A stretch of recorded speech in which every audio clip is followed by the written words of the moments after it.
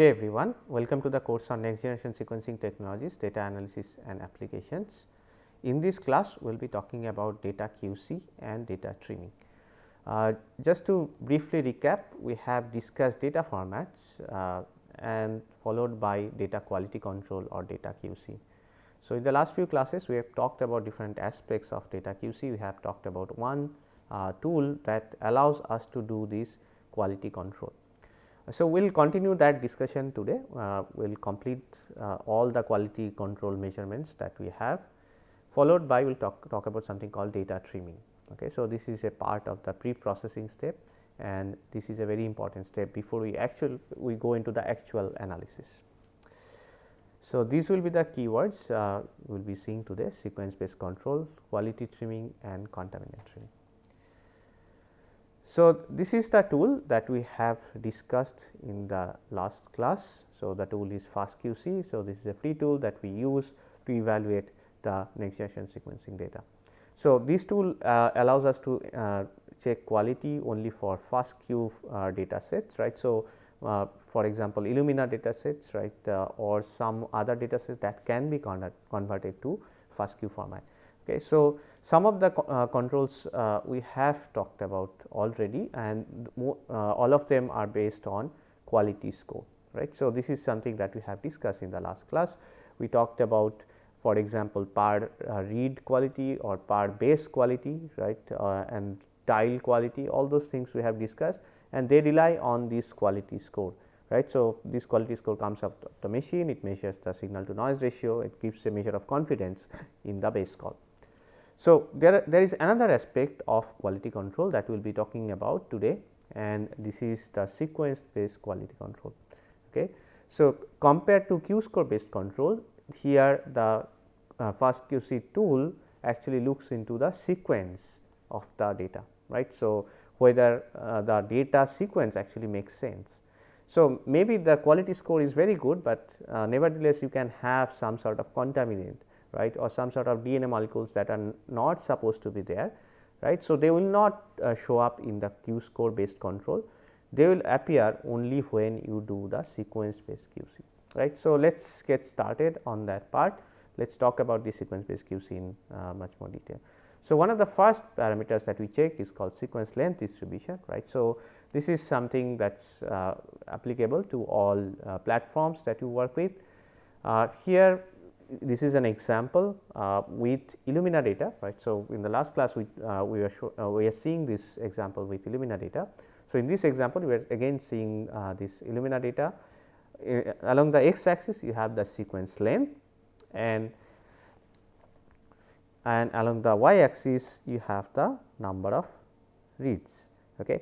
So, what does it show? It shows the distribution or the number of reads that have the certain sequence length, okay, or read length. So, here because this is Illumina data, all the reads are of same length, right. So, which is the 125 base pair here, right. So, if you remember the principle, Illumina will give you reads of same length.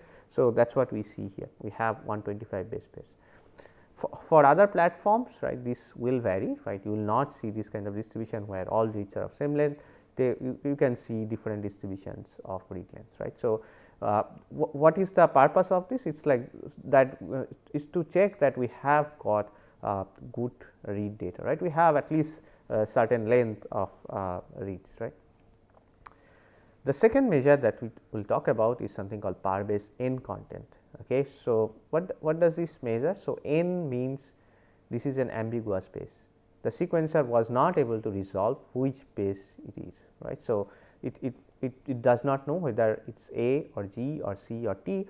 It knows that there is a base, but it is not able to call the base properly because the signal to noise ratio is not very good.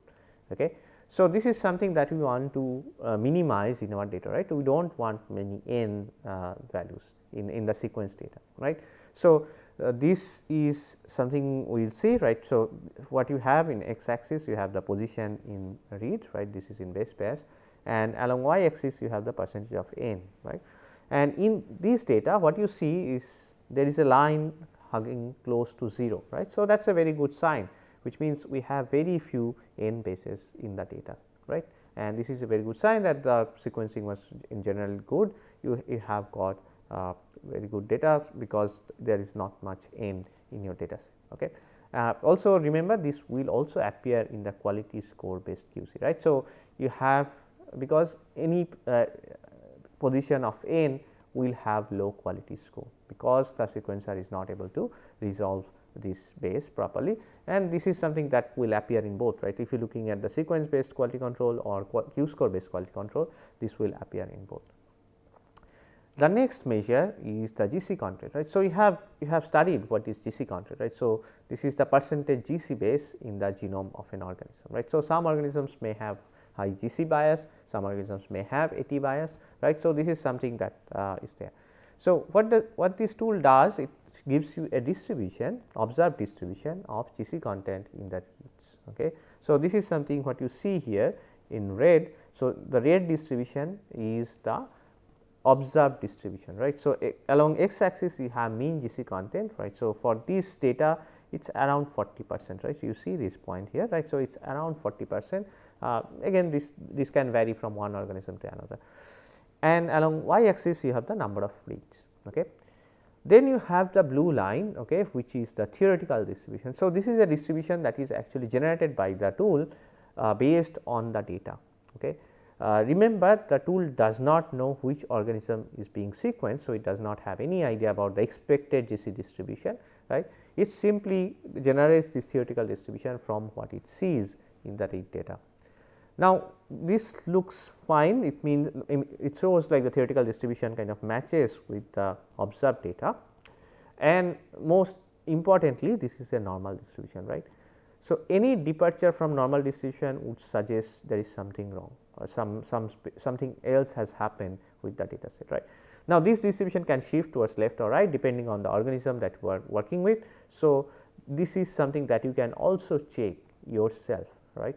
Once you know, okay, my organism should have this percentage of GC content, you can check back and see whether you see that percentage here in this plot.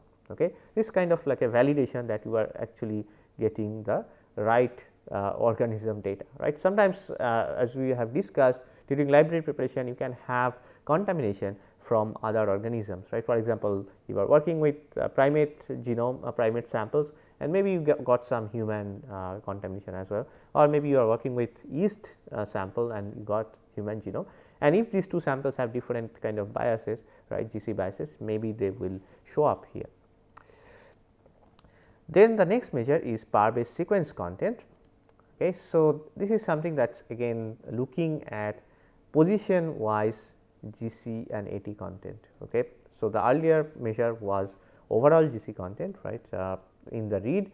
This is power based GC content, right. So, power based sequence content, again looking at each position you have this percentage of AT GC, right. In 4 different colors, you can see the legend here, right. In 4 different colors you have this percentage AT GC, and here this kind of matches with what you have seen earlier, right. What we see for each position, the GC content is about around 40%, right. So, G is about 20%, C is also about 20%, and so GC content is about 40% and AT content is about 60%, right. So, in the earlier distribution we also saw that this GC content was about 40%.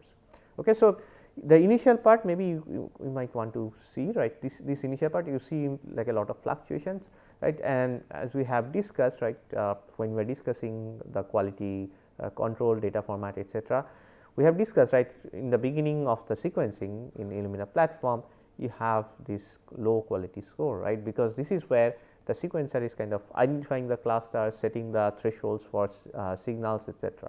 Okay. So, in this part this kind of fluctuates a lot, but this is that we do not have to worry about too much. Rest of the data looks fine to us.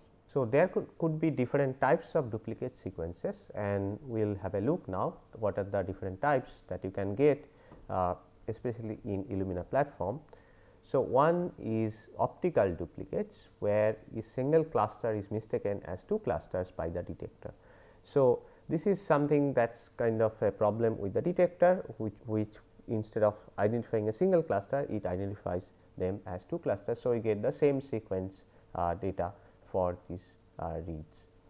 Then you can have clustering duplicates, where the same molecule goes and occupies two adjacent clusters during the cluster generation process, right. So, again we do not have control over this cluster generation process exactly, right, which molecule will go where.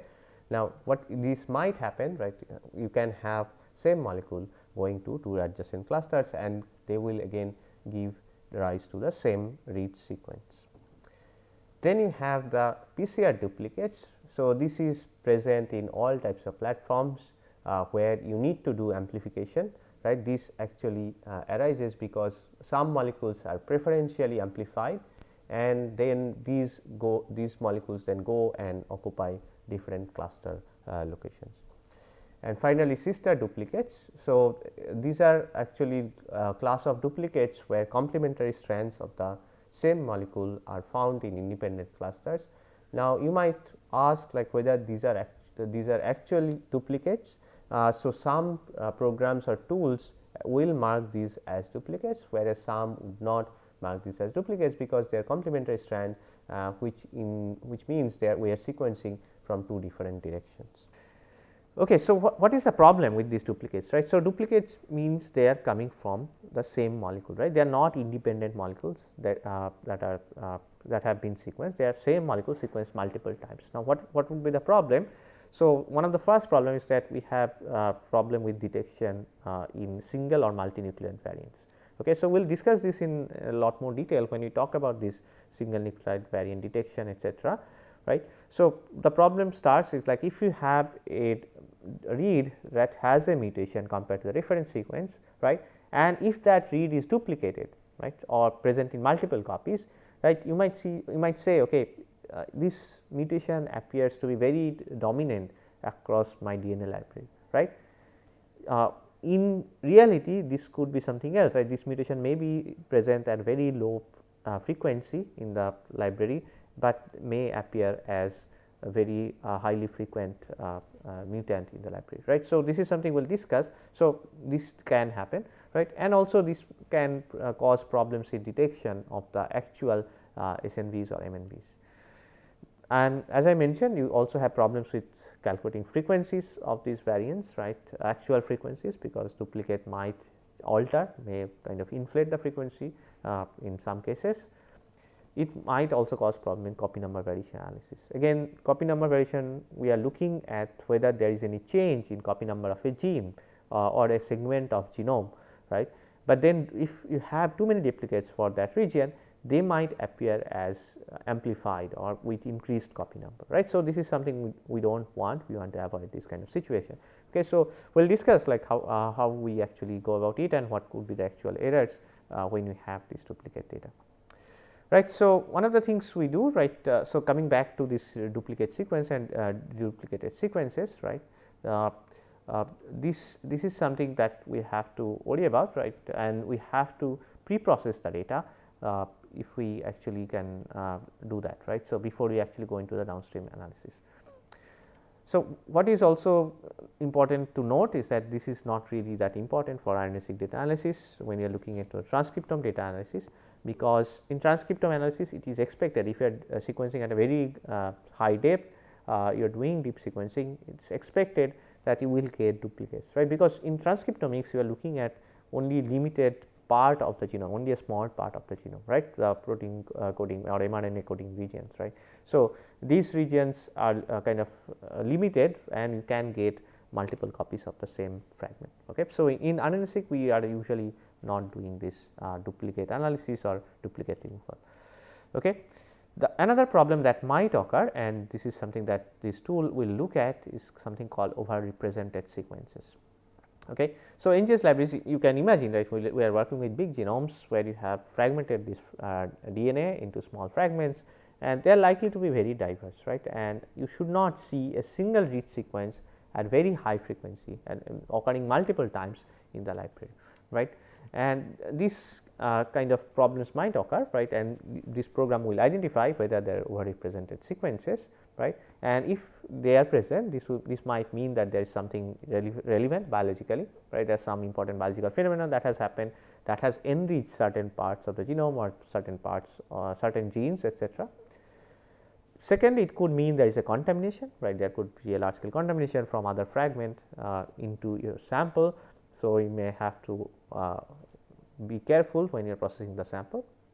And number C, maybe the library preparation was not good enough, probably many of the genomic fragments were lost during library preparation. So, the library is not as diverse as expected. Okay, so, these are the things that you have to worry about. The third point of course, is something that will require again library preparation and sequencing. The first problem is something interesting and relevant. The second problem we can deal with through computational tools. Okay, so, we will go forward and see how we can do that. The final point that this tool will look at is something called adapter content. Okay. So, you remember these adapters that are added at the end of DNA fragments while we are doing sequencing, right. So, these adapters could be different, right, and usually are different. And when what you see here, this is a plot that is generated by this tool, is along x axis you have position in read, again certain length, and y axis you have percent of all reads. And this program will check whether it finds some adapter sequence match with certain adapter sequences in this read data. Okay. And here in this data set you can see there is some adapter content or adapter contamination. Okay. This black line, it actually goes up, right, as we go towards the end of the read, the percentage of reads showing this adapter sequence, it actually goes up quite high, right. It is about 40% of the reads actually have adapter contamination. And this is something that is a problem. It also shows you the type of adapter that is actually contaminating the data, right. So, in this case, this is the black line means this is a next era adapter that was used for this library preparation, and the other adapter sequence they are not present, right. You can see this one in purple, the solid small RNA adapter, right. So, this is not present, but the tool could find this next era adapter in the data. Okay. So, this is again a very important observation, and it means we need to actually pre-process data. Now, the question that you have is how does this adapter contamination happen, right? They are not supposed to be there in the read data, right? We should get the sequence of the DNA fragment or the genome fragment, right. So, one of the things that I will mention is that this adapter contamination depends on the length of DNA fragment that are present in the library. Okay. So, let us take this example and then we will probably understand how we get this adapter contamination. So, let us imagine we are doing Illumina 200 base pair run, okay, and we have prepared this genomic fragment and some fragments with these adapters, right.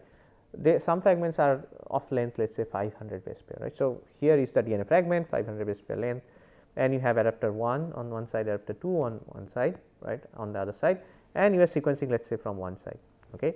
Now, once you sequence, right, you will sequence 200 base pairs from this side. So, this is fine, right, you will get this sequence within this DNA fragment. Now, imagine this scenario when this DNA fragment is actually small. Okay. So, remember when you are preparing this library, when you are fragmenting the DNA, we have very little control over the actual size, right, unless we are doing enzymatic digestion. We cannot really accurately control the fragment that will be generated, right. So, this is something that kind of has been optimized with different trial and error. Okay. So, if your fragment length is small, if it is 100 base pair only, we are sequencing 200 base pair, let us say, right. So, what will happen? You start sequencing from this side, it will sequence this 100 and then it will go into this adapter 2, right, on the right side. So, this adapter sequence will come as part of your read sequence, okay.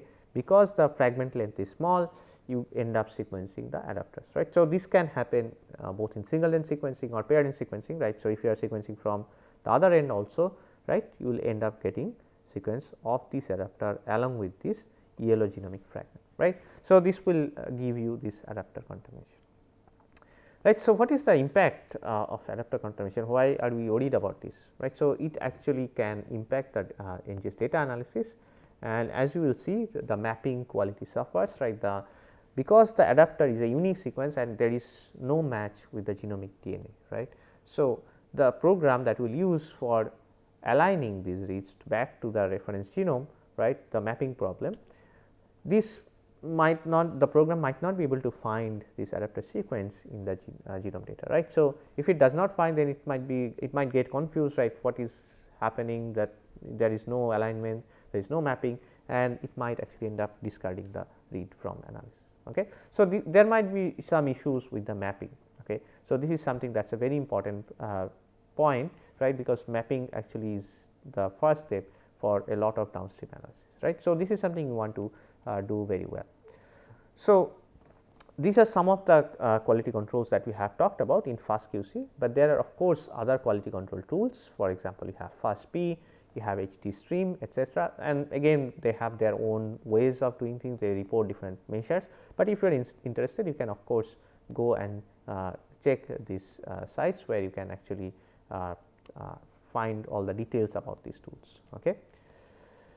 The next step, once you have done the quality control, right, so you have to do the quality evaluation, right. So, you have to once this statistics is generated, you kind of look at all these statistics and make decisions, right, how you should proceed with the data analysis. Okay. So, the tool FastQC will not do anything for you, right, it just shows okay, there might be problems here, there might be problems there, or this might be okay, etc. Now, you have to make this decision yourself, right, what you are going to do. Okay. And the first step in this is the data pre-processing. Okay. So, pre-processing actually consists of two steps. So, the first one is duplicate removal. So, as we have seen, if there might be duplicate sequences, and if the duplicate level is very high, you want to get rid of these duplicates probably first. Okay. So, this is something that will do if it is required. If for example, if we are looking into single nucleotide variants or doing CNP analysis, we want to get rid of duplicates. The second step is something called data trimming. Okay. So, we will discuss what is data trimming in a moment. So, for duplicate removal tools, we have two different tools I will mention, but you can use other tools. There are multiple tools available, but we will focus on maybe one or two tools in this course. So, one tool is Picard, right. So, again I am giving the link so that you can go and check, you can read about the tools, how it works, etc. All these details are available. And there is a function in this tool. So, if you are familiar with Linux commands, fine, you will find this function mark duplicates function in this Picard tool. If not, do not worry, we will discuss how you run these Linux command lines and how you run all these tools. So, you have these options mark duplicates, remove duplicates. So, you can remove these duplicate sequences or you can use the command called mark duplicates minus remove sequencing duplicates. Okay. So, they have similar functions. The other tool that you can use is called SAM tools. So, here again you have the link, and again it has some function called markdup function. So, if you want to remove duplicates, so markdup function it will just mark the duplicates, right. If you want to remove them, you have to use this command called markdup minus r. Okay, again command line tools, how to write these shell commands, etc. we will discuss in the hands on. Now, coming to the next step, which is the data trimming, okay, and this is we would have to do, right. So, remember duplicate removal we may or may not do depending on the level of duplication, the kind of analysis that you are doing. If you are analyzing RNA-seq data, we may not worry about duplicate removal, etc. But if we have some sort of adapter contamination, etc., we will have to do trimming. Okay, this is a step that is required. Now, there are two types of trimming that you can do. One is called quality trimming and the second is adapter trimming. So, what is quality trimming? Right. So, this is removal of bad quality data without discarding the full read. So, we have discussed this kind of situation, right. So, imagine this situation where we are looking at this quality score, PAR-based quality score. X axis you have the position in read, y axis you have the quality score, and what you see towards the end, right, maybe beyond this point or so, the quality score drops significantly, right. So, you may not want to go ahead with the read this read data, right. So, what are the options? One is of course, let us discard this data for which you have this kind of low quality score, and this might end up kind of removing a lot of data, all right, that you have generated. The other option is maybe we can do something called quality trimming, right. Maybe we do not use this part of the read, right, let us not use this right part, right, let us trim this part of the read, only use the left part where the quality score is good, right. So, this is a good solution because you are not completely throwing out the read, you are actually working with good data that is available, right. So, this is the quality trimming. The other option is the contaminating sequences such as adapter sequence, right. So, we have seen this adapter contamination scenario, right, where we have this adapter on the right hand side towards the end of the sequence, right. And again we want to remove this adapter, right. So, again what this tool will do, the trimming tools will do, they will identify, okay, there is this adapter sequence and I should remove these adapters, right. So, this is where this trimming is important. So, the example that we have taken, we need to do adapter trimming, we need to remove these adapter sequences. Okay. And the importance of trimming is that we get an overall improvement in data quality, right. So, if you check Q score etc., sequence based QCs, you will see this improvement and without much loss of good quality data that you have. Okay. As usual, there are many tools available. Again, we will use certain tools in our hands on class. So, you can go and check. Again, this one tool is called Trimomatic, right, and it can remove adapters, it can do this leading, trailing, low quality base removal. It can also remove certain bases in between in the read, right, inside the read if they are below certain quality score, and it can also remove reads completely that are shorter than 36 bases. So, there is another tool which is called the BBDuck, right. So, again it can do this quality trimming, adapter trimming, and these tools use different algorithms, different ways of trimming, right, and we will use some of these tools in our hands on. And finally, I just want to give you some certain links. If you are interested, just go and check. Again, people use all sorts of tools, right. You can pick anything and see which one works the best for you, right. They are slightly different from each other, they have same function, but slightly different from each other, how they implement these functions, and you have to apply to your data and see which one actually works the best, right. So, these are again tools, right. So, for example, you have SYCL which does trimming based on quality score, or Skype which does trimming based only for adapter sequences. So, these are the references that I have mentioned in this class. So, to conclude, so we have looked into two types of quality control, right. So, we have looked into quality score QC, and we have also now looked at sequence based QC, and taken together, right, they give us an overall idea about the quality of the data, right. So, both of these QCs are critical for evaluating this overall quality of the data that you have generated, right, and this is a very important first step, right. So, you want to look at the data and you want to do all sorts of pre-processing that are necessary for your data, right.